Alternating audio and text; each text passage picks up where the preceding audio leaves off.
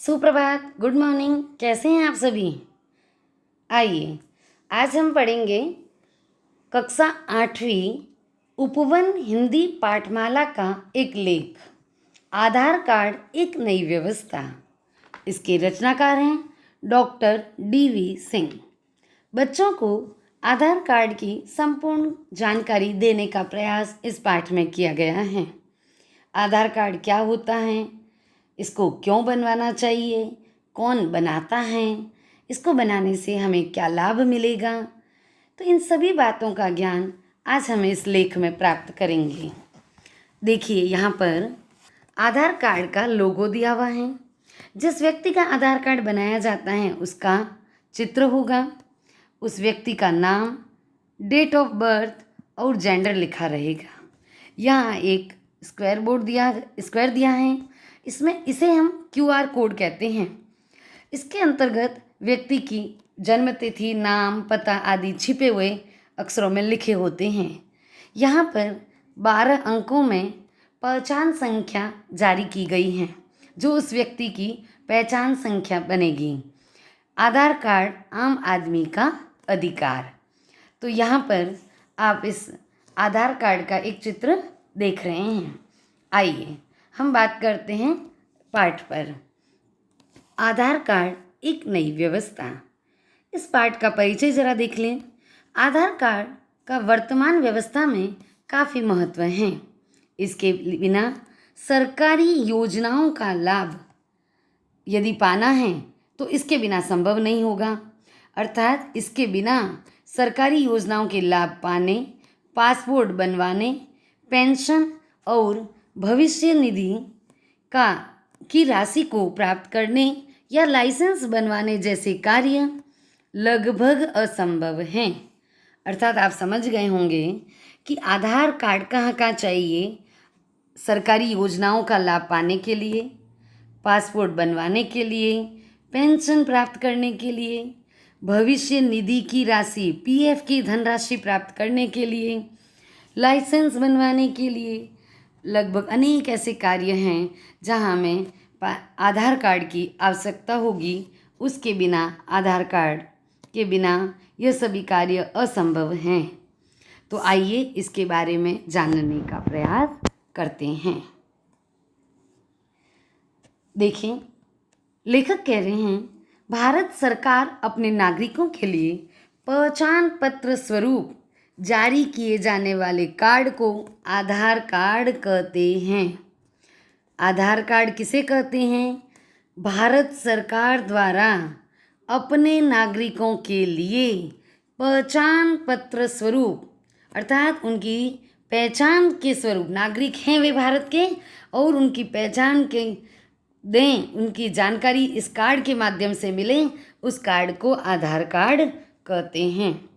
इस आधार कार्ड में 12 अंकों की एक विशिष्ट संख्या छपी होती हैं। अभी मैं आपको बता चुकी हूँ कहाँ पर होती हैं। देखिए, है ना, ये विशिष्ट संख्या जो 12 अंकों में छपी रहती हैं। ठीक है, तो ये इस आधार कार्ड पर व्यक्ति की पहचान होगी। यह कार्ड कौन जारी करता है?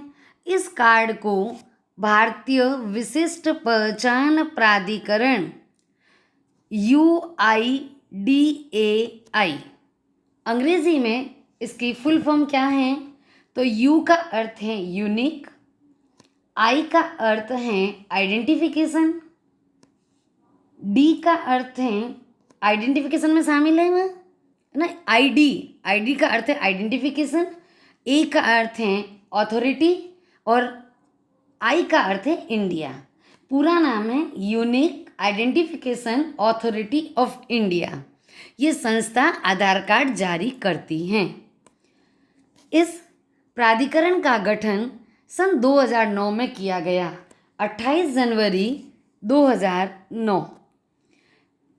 आधार कार्ड बनाकर भारतीय नागरिकों को देने के पीछे भारत सरकार की एक महत्वाकांक्षी परियोजना थी।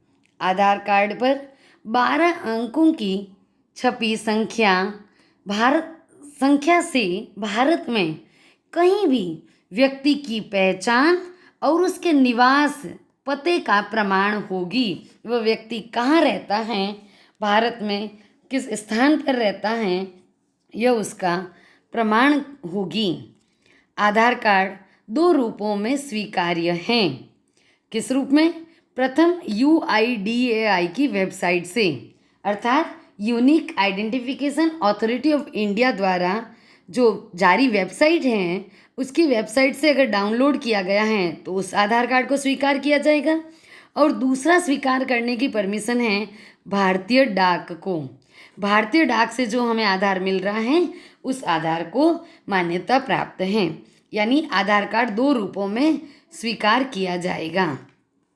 ठीक है, एक संस्था की वेबसाइट से जारी किया हुआ और दूसरा भारतीय डाक द्वारा जारी किया गया।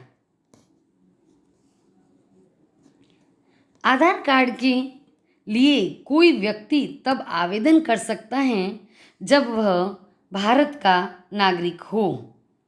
यानी आधार कार्ड केवल भारतीय नागरिकों को ही प्राप्त हैं, अन्य किसी को नहीं।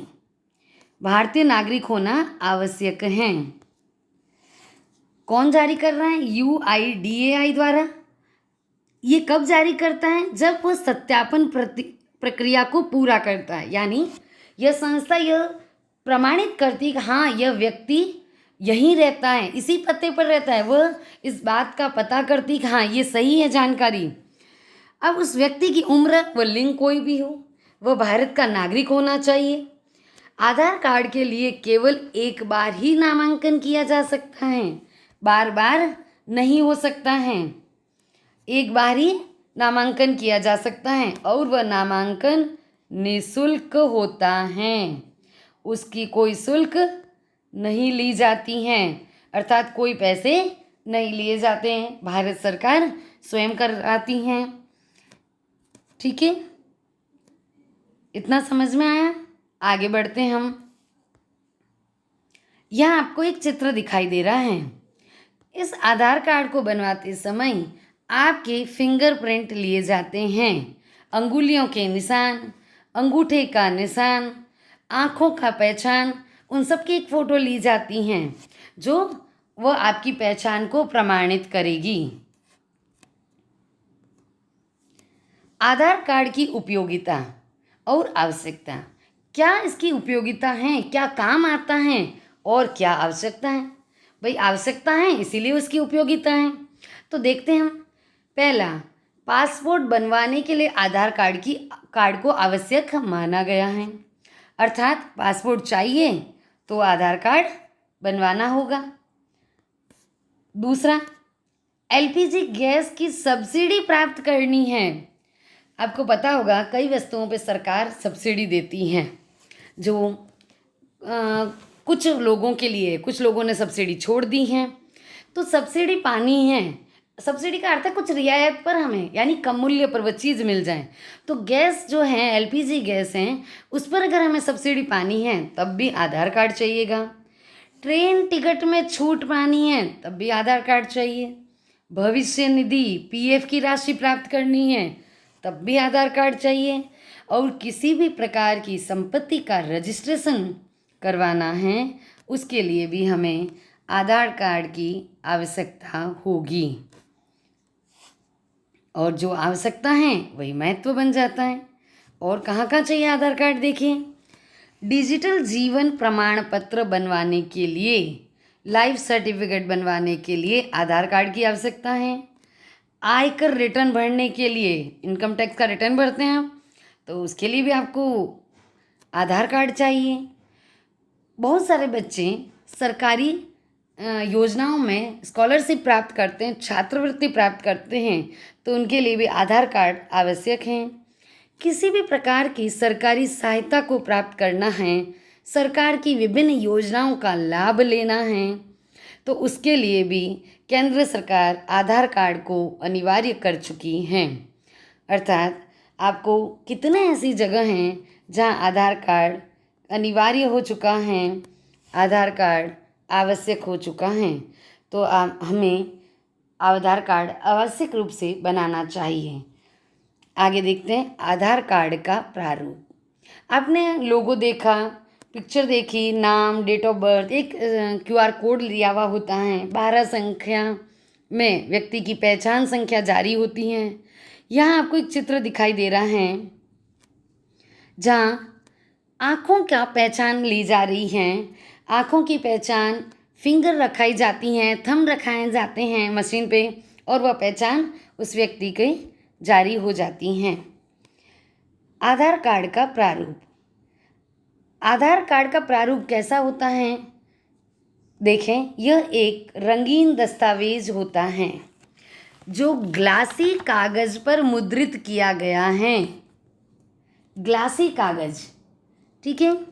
सरकारी नियमों के अनुसार यह A4 पेपर पर ही मुद्रित किया जाता है। पेपर की साइज़ होती है A3, A4, है ना। तो ये A4 पेपर पर ही मुद्रित किया जा सकता है। इसके 2 भाग होते हैं, शीर्ष भाग और निचला भाग।